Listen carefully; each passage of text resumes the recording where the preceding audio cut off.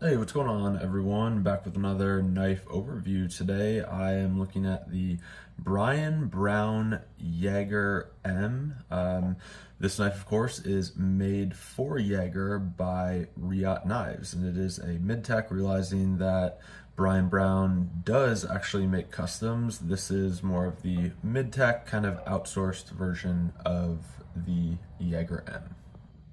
So I did end up getting this Yeager-M on the secondary market, and it did not come with the box. But from what I can tell, looking on Google, it comes with kind of a black zipper pouch as well as an outer cardboard box.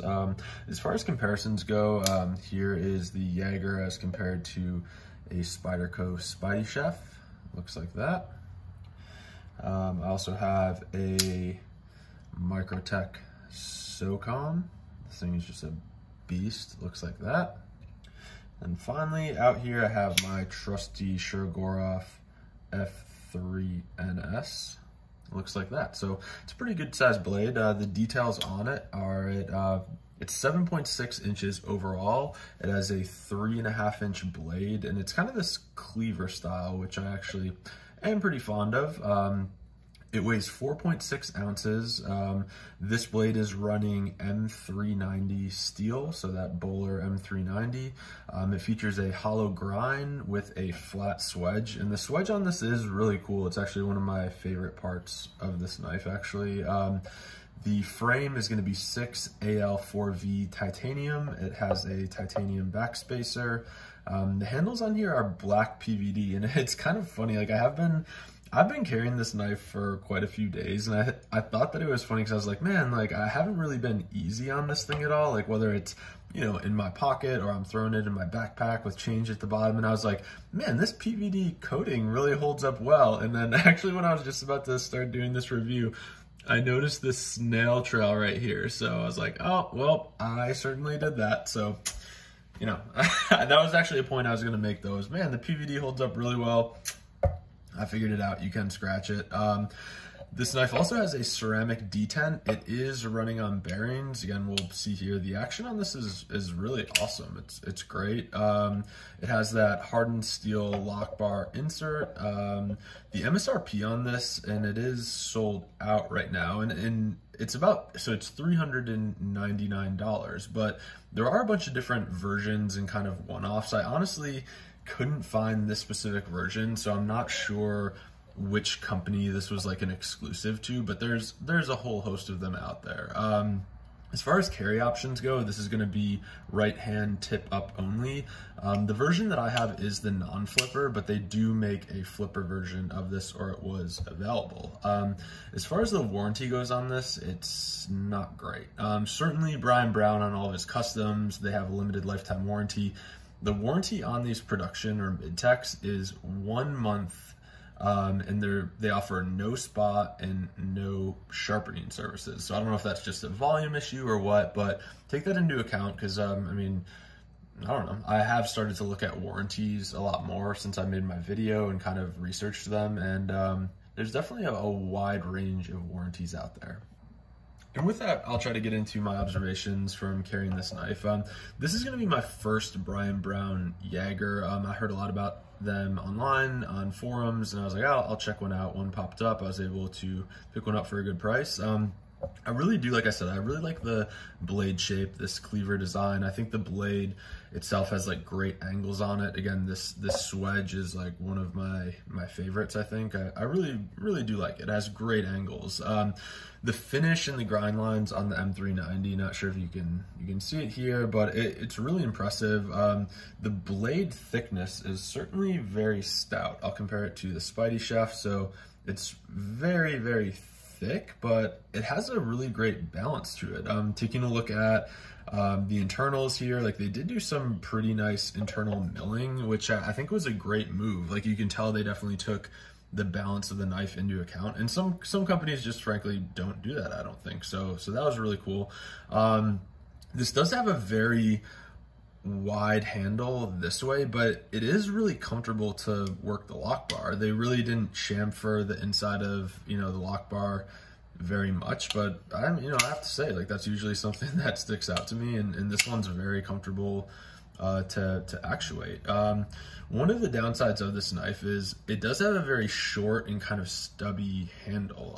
Certainly the choked up grip here like this is the most comfortable. When I get back here for a more traditional grip, I feel like I'm missing a little bit of handle space here. It doesn't really sit in the back of my hand so well. But again, I have very, very big hands, but I did like the height of the knife. The width is okay, but it's a pretty stubby handle.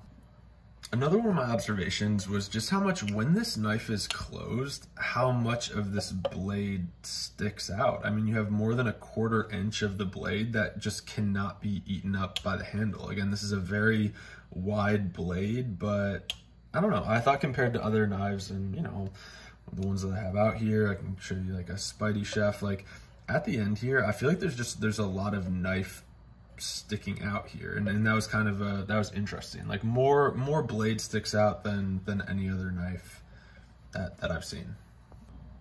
The next observation that I had with this Brown Yeager is just the phenomenal action. Again, this is running on bearings, but you know, the blade is a little bit thick and heavy, but the blade, I think just the blade stock and how thick it is, it really makes this thing like rip out, but it doesn't feel very cumbersome. Also, there's like also a very satisfying kind of, I don't know if my phone will pick it up, but there's a very satisfying like metallic ping when it locks up, and that's definitely a unique attribute to the Yeager-M. And as far as the clip goes, and again, I have carried this for quite a few days, it is a very appropriate and comfy pocket clip.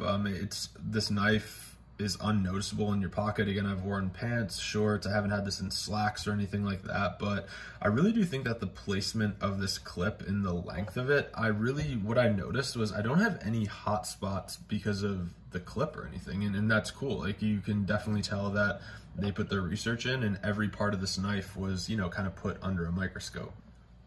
Another kind of more unique attribute that I haven't seen before is this domed backspacer, and I think it certainly keeps the lines of the knife really well. I was trying to picture this thing with barrel spacers, and I do actually like this, and I don't know if it certainly bumps the handle height up a little bit more, but super comfortable. But similarly to other closed construction knives, like you probably will get some pocket lint, things of that nature stuck in there, but I really do like this domed full-length backspacer. I really have not seen that ever.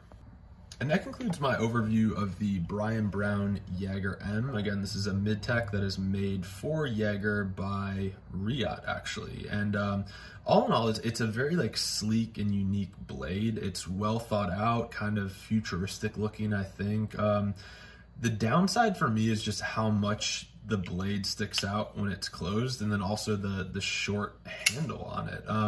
I think what this is kind of reminiscent to me of, and I haven't held one yet. I was able to get on the second drop, but the winter blade, right? So that neo magnet knife, it kind of reminds me of that. So maybe this would be a good option for someone who either didn't get one on the drop or was a little bit hesitant because of having magnets in their knife. This is a great option where it's very similar looking to me, similar size, and it could meet the mail for someone who was just a little bit hesitant about picking up a magnetic lockup knife. As I said, there's a ton of different versions of this knife. The one that I got has these like pink accents, so on the pivot as well as the screws, they're pink. It's a little bit extra. If I had a choice, I wouldn't pick it, but like I said, there's lots of different versions, exclusives and variations of this knife. I think one of the things that I would do to improve upon this knife would just be adding a little bit of like contour to the handle, like some sort of like milling, something like that. For instance, like this Microtech has a lot of milling done to the handles. I don't mind it, and I know that they were just going for like, making it look sleek, but this thing would look really, really cool with some milling done to the handle, and it would also probably increase, your confidence in your grip. And to conclude, I think all in all, I would definitely recommend this knife. Again, keep your eyes open on the secondary market. These do come up. I don't think I would be into this knife for $400 as the original MSRP was, but you know, I think I would suggest this to anyone looking for something a little bit different, but very purpose-built and useful. There aren't any superfluous parts of this knife, but it looks very cool and futuristic, and definitely catches your eye when you see somebody take this out. So with that, we'll wrap this up. Have a couple more videos coming up this weekend, so thanks for tuning in. We'll see you next time.